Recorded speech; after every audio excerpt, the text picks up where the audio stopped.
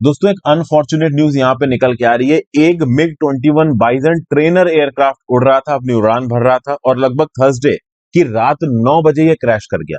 Barmer district के भीमड़ा village Rajasthan के अंदर ये क्रैश हुआ है और ओवरऑल क्रैश के समय पे कुछ इस प्रकार के दुखद नजारे देखने को मिल रहे हैं। शुरुआत में कुछ ऐसी न्यूज निकल के आई जो दो पायलट्स थे वो घायल हुए हैं। अब ऐसी न्यूज निकल के आ रही है कि दोनों पायलट्स वीर गति को प्राप्त हो गए। ये न्यूज कहां से निकल के आई तो राजनाथ सिंह जी का ट्वीट है।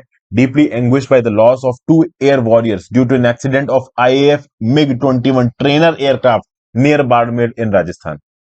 बेसिकली ये एक ट्रेनर एयरक्राफ्ट था, बाइजन एयरक्राफ्ट। अब आप में से बहुत सारे लोग पूछोगे कि सर मिग 21 और बाइजन में क्या फर्क है, और ये रह रहे कि हम लोग अक्सर कर मिग 21 के क्रैश की बातें सुनते रहते हैं, कुछ किया क्यों नहीं जा रहा है। मिग 21 को फ्लाइंग कॉफिन कहा जाता है या विडो मेकर कहा जाता है इंडिया के अंदर। बहुत सारे लोग इसको फ्लाइंग कॉफिन बोलते हैं, मतलब उड़ता हुआ ताबूत। विडो मेकर जो एक औरत को विधवा बना जाए, इस प्रकार के शब्दों के साथ यहां पे मिग 21 को एड्रेस किया जाता है। और मिग 21 1960s में इंडक्ट हुआ था। 1965 का जब वॉर हुआ था पाकिस्तान के साथ, उस समय पे मिग 21 ने इंडिया के लिए काफी इंपॉर्टेंट रोल प्ले किया था। पाकिस्तान के पास थे F-104 स्टार फाइटर। जी हाँ, ये F-104 स्टार फाइटर है पाकिस्तान का। इसको पाकिस्तान ने यूएसए से खरीदा था। मिग 21 ने 1965 की जंग में पाकिस्तान के इन F-104 को धूल चटा दी थी।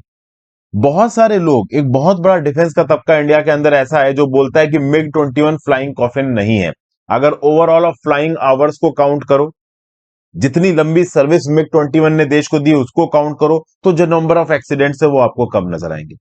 देखा जाए तो अभी से 4 से 5 साल पहले तक ये डाटा निकल के आता था कि भाई ओवरऑल 500 से ज्यादा क्रैशेस हो चुके हैं मिग 21 के, जिसमें 200 से ज्यादा फाइटर पायलट्स अपनी जान दे चुके हैं।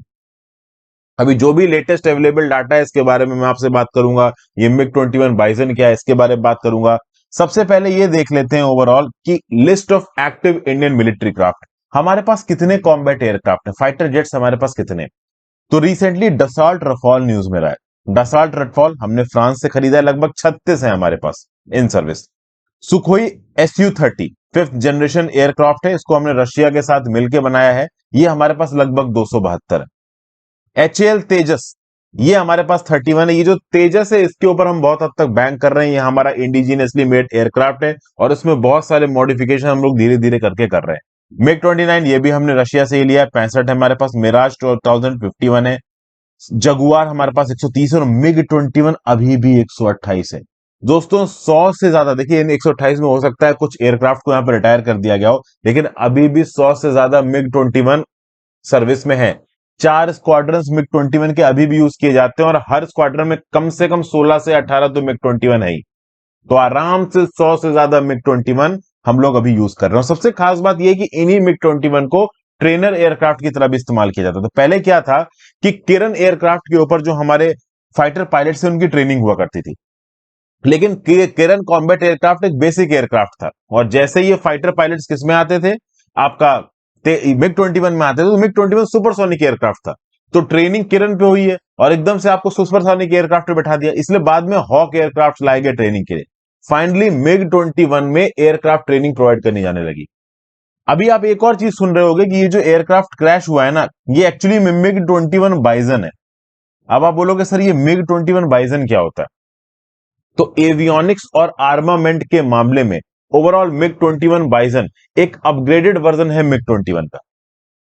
तो मतलब जो मिसाइल डिफेंस सिस्टम है उसका, जो मिसाइल अटैकिंग सिस्टम है, जो एवियोनिक्स है, वो थोड़ा इंप्रूव किया गया है। अब प्रॉब्लम यह है कि बहुत सारे डिफेंस एक्सपर्ट्स का यह बोलना है कि भले ही मिग 21 बाइजन में आपने एवियोनिक्स को इंप्रूव कर दिया है, एवियोनिक्स मतलब जो इलेक्ट्रॉनिक्स लगता है एविएशन सेक्टर में, उसके बावजूद भी जो बेसिक मशीन है, जो बेसिक इंजन है मिग 21 बाइजन में या किसी भी और मिग 21 के वेरिएंट में, वो मिग 21 वाला ही है और ये बहुत पुराना है, बहुत आउटडेटेड हो चुका है। इसको बदलने की जरूरत है। बहुत लंबे समय से बदलने की बातचीत चल रही है। आज से 10-15 साल से हम लोग पहले से सोच रहे हैं कि अगले 10-20 सालों में हम इसको पूरी तरीके से हटा देंगे, बट अभी तक हम हटा नहीं पाए। इंडियन आर्मी और इंडियन एयरफोर्स कहना चाहिए यहां पे, अपनी कैपेबिलिटी के हिसाब से जितना तेज हो सकता है उतनी तेजी से ओवरऑल प्रोक्योरमेंट करने की कोशिश हो रही है एयरक्राफ्ट की, फाइटर एयरक्राफ्ट की खासकर। बट अभी के लिए भी हम मिग 21 को पूरी तरीके से हटा नहीं पाए। रंग दे बसंती जैसी मूवी में तो मिग 21 के क्रैश को दिखाया भी गया। कई बार ऐसा देखा गया है कि जब मिग 21 के जो एयरक्राफ्ट हैं वो क्रैशेस होते हैं तो इस बात का इल्जाम यंग पायलट्स के ऊपर डाल दिया जाता है, क्योंकि पहले क्या था कि ओवरऑल कुछ पायलट्स थे, उन्होंने किरण एयरक्राफ्ट पे ट्रेनिंग की, बाद में उन्होंने मिग 21 उड़ाया। तो बहुत सारे डिफेंस एक्सपर्ट्स ने बोला कि जो यंगर पायलट्स हैं उनमें जो एक्सीडेंट हो रहे हैं मिग 21 के बहुत ज्यादा थे, लेकिन बाद में इस चीज को काफी क्रिटिसाइज किया गया। इनफैक्ट 2019 में जब डॉग फाइट हुई थी इंडिया पाकिस्तान स्टैंड ऑफ के समय पे, उस समय पे हमारे फाइटर पायलट अभिनंदन वर्धमान एक मिग 21 बाइजन लेके पाकिस्तान के अंदर घुस गए थे और उन्होंने एक F-16 गिरा दिया था। F-16 एक बहुत एडवांस्ड वर्जन का एयरक्राफ्ट है यूएस का, जो कि पाकिस्तानी आर्मी के पास था, और मिग 21 बाइजन से F-16 गिरा दिया था यहाँ पे अभिनंदन वर्धमान ने। हालांकि उनका मिग 21 भी ओवरऑल शॉर्ट कर दिया गया था और 60 घंटे के लिए कैप्टिविटी में थे अभिनंदन वर्धमान। तो बहुत लंबे समय से इस बात की डिमांड चल रही है कि इंडिया के अंदर ये जो मिग 21 है इसको पूरी तरीके से आपको रिटायर कर देना चाहिए, लेकिन इसको रिटायर नहीं किया जा पा रहा। अब सबसे खास बात यहां पे ये है कि एक बहुत बड़ा तबका है जो कि इस बात को क्लेम कर रहा है कि अरे भाई मिग 21 सेफ है। जितने लंबे चोई देखिए, किसी भी एक पर्टिकुलर प्रकार के एयरक्राफ्ट की सेफ्टी किस बात पे असेस की जाती है कि उसने कितनी फ्लाइट्स बढ़ी हैं, कितने उसके फ्लाइंग आवर्स रहे हैं, कितने लंबे समय तक उसने देश में अपना रोल प्ले किया है, बाकी एयरक्राफ्ट के सामने उसकी क्या परफॉर्मेंस रही है। तो इन सब फैक्टर्स पे जो मिग 21 है वो बड़ा खरा उतरता है। बहुत सारे एक्सपर्ट्स ने तो मिग 21 को इस हद तक डिफेंड किया, उन्होंने बोला कि जो मिराज एयरक्राफ्ट में मिग 29 एयरक्राफ्ट में जो इंजन हैं वो भी बहुत हद तक मिग 21 है। तो आप मिग को उल्टा सीधा मत बोलो, मिग 21 सही है। बट ये बात भी हमें माननी पड़ेगी दोस्तों कि ओवरऑल पिछले ही 11 सालों में लगभग 10 से ज्यादा एक्सीडेंट हो चुके हैं मिग 21 के। लगातार मिग 21 फाइटर एयरक्राफ्ट गिर रहे हैं, लगातार हमारी पायलट्स की बिना वजह मृत्यु हो रही है। और सबसे खास बात दोस्तों यहां पे यह है कि फॉल्टी इक्विपमेंट्स के चलते हमारे देश के शहीदों की जान नहीं दी जा सकती। रीजन भी कि फर्स्ट ऑफ ऑल एक टैलेंटेड क्वालिटी लॉट को रिक्रूट करना अपने आप में बहुत मुश्किल होता है। एक फाइटर पायलट को रिक्रूट करना, उसको प्रॉपर ट्रेनिंग देना, उसकी ट्रेनिंग में करोड़ों रुपए खर्च होते हैं और बड़ी लंबी समय ट्रेनिंग के बाद एक फाइटर पायलट बन के सामने आता है जो कि ओवरऑल किसी कंटिजेंसी में देश को डिफेंड कर सकता है। और जब यही फाइटर पायलट्स इस प्रकार से बेवजह शहीद हो जाते हैं तो बहुत दुख होता है। कोर्ट ऑफ इंक्वायरी यहां पे ऑर्डर कर दी गई, इस कोर्ट ऑफ इंक्वायरी से क्या निकल के आएगा इसको देखते हैं। देखिए, परमानेंट सोल्यूशन चाहिए यहां पे। कोर्ट ऑफ इंक्वायरी तो भाई अभी आप देखो, स्क्वाड्रन लीडर अभिनव चौधरी साहब, मई 2021 की न्यूज है, मिग 21 इनका क्रैश कर गया था, इनकी मृत्यु हो गई थी। तो इस प्रकार की न्यूज आती रहती है। एक एक फाइटर पायलट की जान यहां पे बहुत इंपॉर्टेंट, क्योंकि एक एक फाइटर पायलट किसी कंटिजेंसी, किसी इमरजेंसी के समय पे देश को डिपेंड करेगा।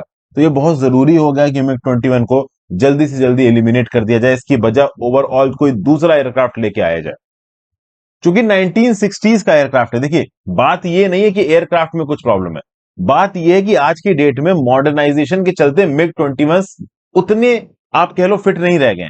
वो अलग बात है कि अभिनंदन वर्धमान ने अपनी काबिलियत पे M21 बाइजन से F-16 गिरा दिया, बट बहुत सारे अलग अलग डिफेंस एक्सपर्ट्स शांति से ये बोल चुके हैं कि 1960s का एयरक्राफ्ट है, आप इसमें कितने भी एडवांस फीचर लगा दो, ये F-16 F-31 इनके साथ कंपीट नहीं कर पाएगा। वैसे मैं आपको बता दूं कि पाकिस्तान के अंदर अभी एक एयरक्राफ्ट इस्तेमाल किया जाता है, J7। ये जो J7 एयरक्राफ्ट है ना पाकिस्तान का, पाकिस्तान ने इसको चाइना से खरीदा है। और मैं बता दूं, चाइना ने इसकी रेप्लिका बनाई है। मिग 21 सोवियत यूनियन का एयरक्राफ्ट था और आपको पता है कि सोवियत यूनियन से जो भी इक्विपमेंट्स खरीदता है चाइना, उसका वो रेप्लिका बना देता है।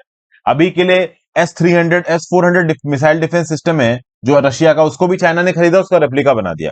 उसी प्रकार से आप देखो तो ये जो मिग 21 थे, ये चाइना ने भी रशिया से खरीदे थे, उसका रेप्लिका बना दिया J7, और उसी रेप्लिका J7 को उठा के पाकिस्तान को बेच दिया। तो आप कह सकते हो कि ऑलमोस्ट एक मिग 21 जैसा वेरिएंट पाकिस्तान की आर्मी भी इस्तेमाल करती, लेकिन इंडिया को एक बहुत ही अर्जेंट स्केल पे इन एयरक्राफ्ट को रिप्लेस करने की जरूरत है, खासकर तब जब ओवरऑल ये फ्लाइंग कॉफिन बन के सामने आ रहा है, जो कि एक ही प्रकार का एयरक्राफ्ट बार बार क्रैश कर रहा है। तो कहीं ना कहीं तो सोचने की बात है।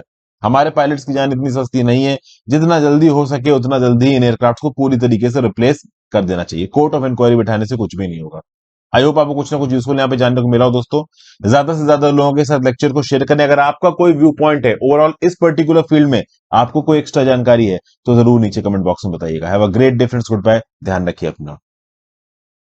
And condolences to the families of the bereaved, जो पायलट्स की यहाँ पे वीर गति प्राप्त हुए हैं, जो उनके नाम यहाँ पे नहीं है अभी तक, तो नहीं डिस्प्ले हुए हैं, मोस्ट प्रॉब्ली हो सकता है कल तक न्यूज में है। Thank you for watching friends, have a great day.